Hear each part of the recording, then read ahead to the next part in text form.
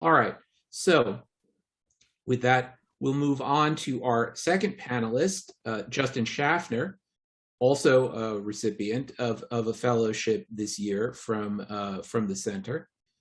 Justin Shaffner is an anthropologist who seeks to better understand the place of invention and transformation at the center of all of us, in the hope that we can be more responsible for how we live together in the sky-earth system.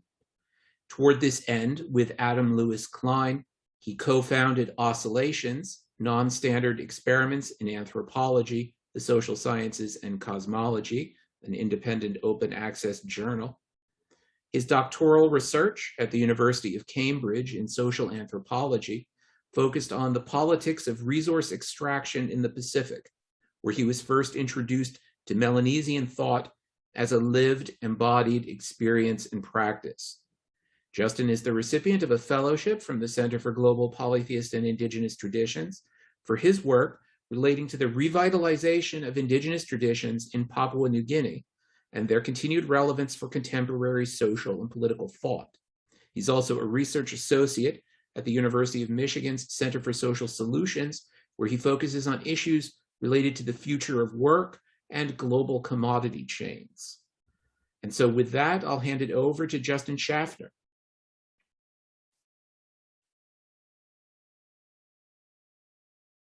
Thank you, Edward. Can you see my screen? Yes, we can. All right. I first say it's a real honor to be here at this inaugural conference on polytheisms today and tomorrow, and be able to share a little bit about the work that I'm doing as a fellow for the center. The project, Boazi Anim Cultural Revival, aims to contribute toward the revitalization of indigenous traditions in Papua New Guinea, as well as for their continued relevance for contemporary social and political thought. From 2006 to 2008, as part of my doctoral research in social anthropology at the University of Cambridge, I spent 18 months in the Western province of Papua New Guinea conducting ethnographic fieldwork with Anim speakers on the politics of resource extraction in the region and how local communities were coping with the ongoing social and environmental effects. The Anim inhabit a large expanse of land in the southern lowlands of New Guinea that spans both sides of the international border between Indonesia and Papua New Guinea. Anim is a Papuan language and forms a part of the Trans-New Guinea languages. The word Anim means people or human in their language. Anim language is subdivided into several branches, and I work primarily with the Anim speakers in the Middle Fly and Lake Murray region, the Boazi and Zimakani, which you'll see here on the map. And they are organized into 10 different territorial groups in the region. I also worked with the Anim-speaking refugees and activists from West Papua living in Kiunga, a port town for the Oktedi mine, and also downriver. My research focused on the experiences of communities and their leaders as they attempted to elicit and maintain productive relations across various global alliances, from regional ritual networks to relations with transnational mining and logging corporations, NGOs, and the state. By productive relations, I mean those that mitigate environmental destruction, dispossession, and entropy, and facilitate indigenous ontological self-determination. Nim-speaking communities in the Lake Murray and Middle Fly region live downstream from two large-scale mines, Oktedi and Porgera, which severely impact their subsistence and economic activities. Waste from Oktedi copper and gold mine continues to be transported downstream, increasing sediment levels, flooding, and generating acid and metafilarious drainage effects. Other impacts include destruction of fish habitats, extensive dieback of the lowland rainforest, and loss of sago swamps and gardens. Sediment will remain in the lower Middle Fly for up to 200 years. Waste from Porgera gold mine containing elevated levels of metals, including arsenic, lead, and silver, have been detected in Lake Murray and Lower Strickland River. Extensive logging in the region has been associated with human rights violations, environmental degradation, and destruction of cultural sites. Lake Murray in the Middle Fly region is also home to numerous political refugees from Indonesian West Papua, including those who are participating in the OPM or Free Papua movement. Indonesian West Papua is the site itself of the Graysberg mine, largest reserve of gold and second largest reserve of copper in the world. Also the site of ongoing genocide of indigenous Papuans.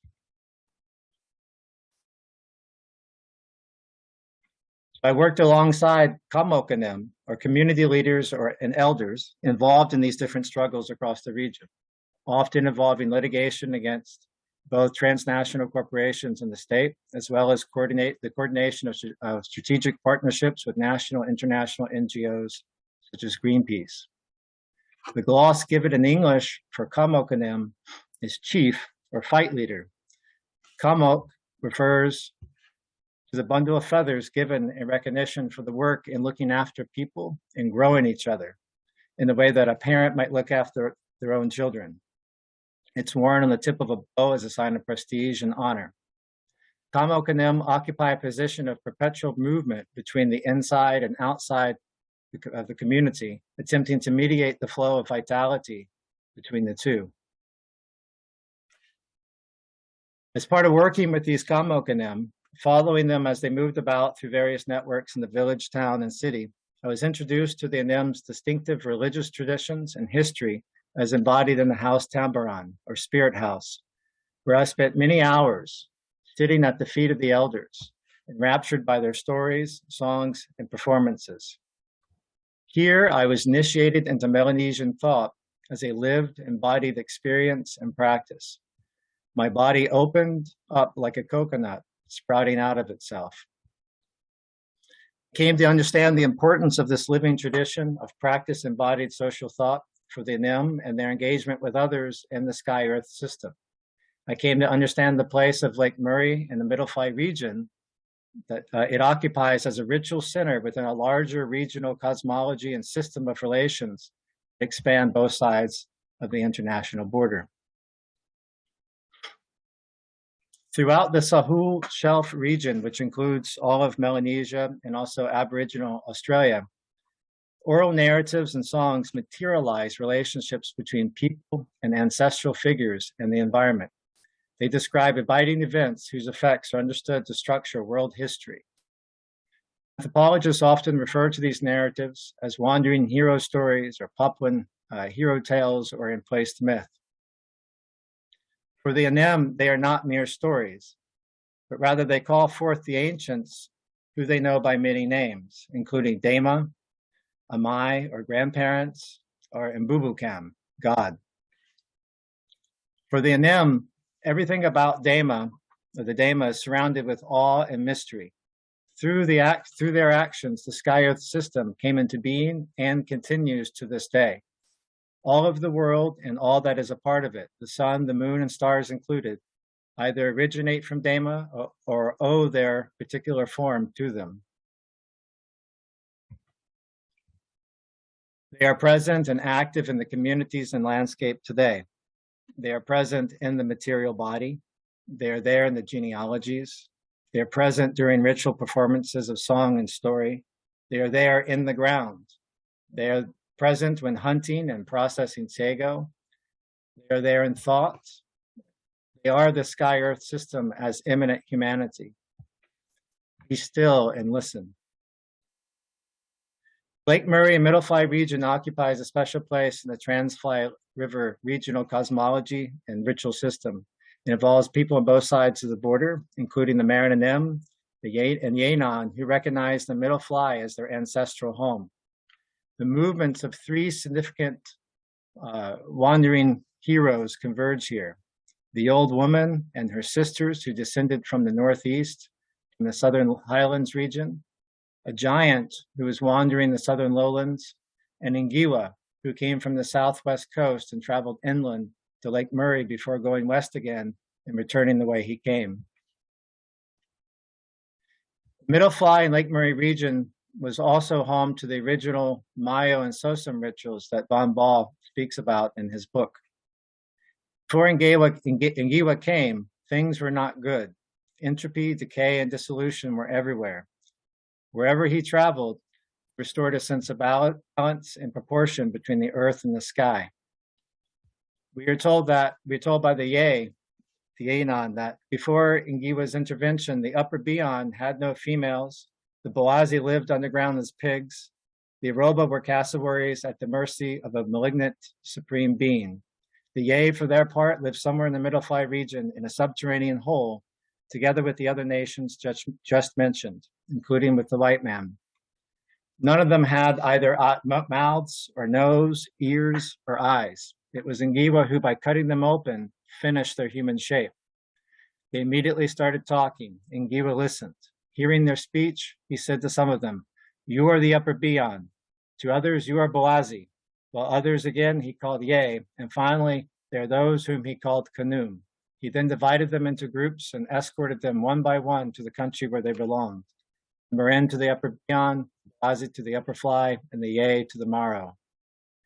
Ngiwa established the sky-earth system as immanent humanity through a generic form of reciprocity or symmetry, a way of thinking with others that allows one to reperceive both self and other as one in one, an emergent center of reciprocal mutual inclusion, not just as a way of thinking, but also as immanent practice and as immanent social and spiritual practice and foundation of human sociality.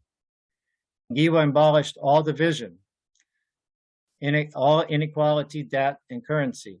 He opened up people's bodies to the flow of relationality between them so that they could first become together as one. He then divided them in half into two moieties, sun and moon, and instituted reciprocal exchange between them so that the two could continually conjugate and reproduce this one through each and every generation.